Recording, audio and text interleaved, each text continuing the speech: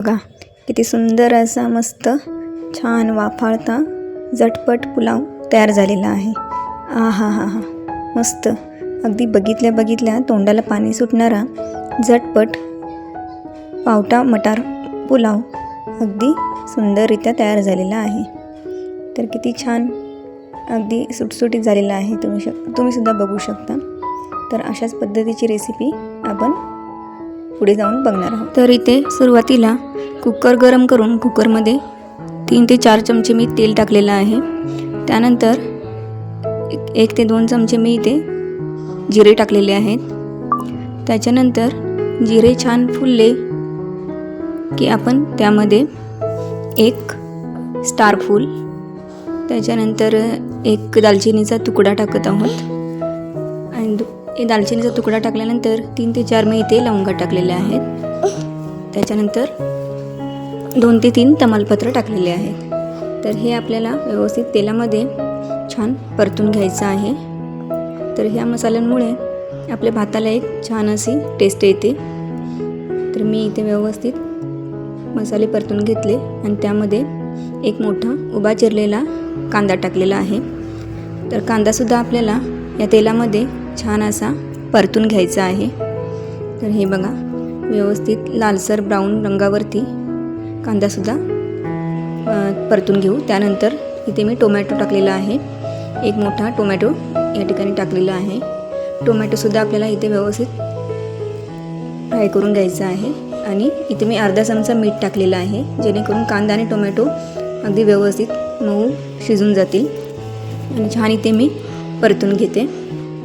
तर अशा पद्धतीने आपल्याला छान कांदा टोमॅटो परतून घ्यायचा आहे। आणि इथे मी एक पेस्ट टाकलेली आहे, आलं लसूण कोथिंबीर आणि हिरवी मिरची याचं जे वाटण होतं ते 3 ते 4 चमचे टाकलेलं आहे। आणि छान तेल सुटेपर्यंत परतून घेतलं। त्यानंतर मी माझ्या आवडीनुसार 2 वांगी छोटी, अर्धी वाटी पावटा, त्याच्यानंतर फ्लॉवर आणि मटार इथे टाकलेली आहे। तुम्हीसुद्धा तुमच्या आवडीनुसार भाज्या इथे टाकू शकता। बटाटे, बीन्स, गाजर अशा पद्धतीने तुम्ही टाकू शकता। तर घरात जी अवेलेबल असेल त्या याच्यामध्ये आपण हा झटपट पुलाव बघत आहोत। तर माझ्याकडे ज्या भाज्या अवेलेबल होत्या त्या मी टाकलेल्या आहेत। त्यानंतर अर्धा चमचा तिखट टाकलेला आहे। मी इथे जास्त तिखट टाकलेलं नाही आहे, तर कमी तिखटच हा पुलाव खूप छान लागतो। आणि त्यानंतर व्यवस्थित या मसाल्यांवरती ह्या भाज्या सगळ्या छान परतवून घेऊया। भाज्या छान परतल्या की यामध्ये राईस टाकूया आपण। इथे मी 2 वाट्या तांदूळ धुवून ठेवला होता अर्धा तास। तर तो व्यवस्थित धुवून छान असा ह्या भाज्यांमध्ये मिक्स करून घ्यायचा आहे। तर हे बघा व्यवस्थित मिक्स करून झाल्यानंतर इथे मी 2 वाटी तांदूळ घेतला होता, त्यासाठी 4 वाटी पाणी घेतलेलं आहे। तर मी गरम पाणी टाकलेलं आहे।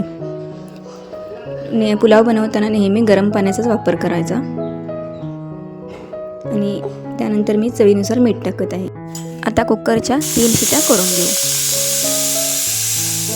तर हे बघा कुकरच्या अगदी 3 शिटीमध्ये झटपट असा आपला पावटा मटार पुलाव रेडी झालेला आहे। या हिवाळ्याच्या दिवसांमध्ये गरमागरम वाफाळता पावटा पुलाव खायची मजा काही औरच।